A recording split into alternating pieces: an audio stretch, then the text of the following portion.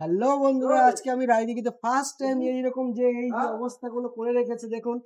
এই যে মানে ডাস্ট করে রেখে দিয়েছে, যে নদীর যে গঙ্গাকে মানে দূষণ করে রেখে দিয়েছে। গঙ্গাকে কেন দূষণ করবে সেটা আমরা সরকারকে দোষ দিই, কিন্তু আমরা নিজেরা দোষ দিই না। আমি কেন দোষ দিই না, যে এরা কোনো গরিব মানুষ এখানে ফেলে না।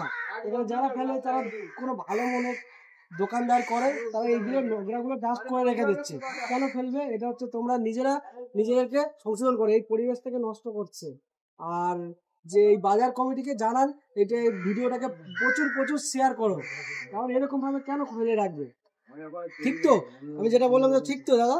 তো এখানে যে এত ডাস্ট ফেলে রাখছে, আর তোমাদের এইখানে যে মানে অনেক উচ্চমানের মানুষগুলো আছে, কিন্তু সরকারকে আমরা দোষ দিই, কিন্তু আমরা নিজেরা দোষ নিই না। তাই তো? দোষ কেন নেবো না? কারণ এখানে আমরা নিজেরাই ফেলছি।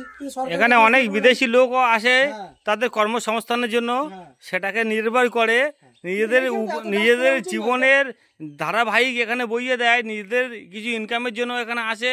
এই যে এত ডাস্ট ফেলে দিচ্ছে, এই যে গঙ্গাকে নষ্ট করছে, মাছগুলো নষ্ট হচ্ছে, তো সেটা কিন্তু কেউ দেখছে না, কিন্তু সবাই সরকারকে দোষ দিচ্ছে। সরকার কোনো সরকারই খারাপ নয়, কিন্তু আমরা নিজেরাই খারাপ হচ্ছে আমি বলতে চাইলাম। জাস্ট এটাকে যদি সবাই শেয়ার করে এই জিনিসটাকে মুক্ত করে, সব থেকে ভালো হয় আমার মতে। ঠিক তো দাদা?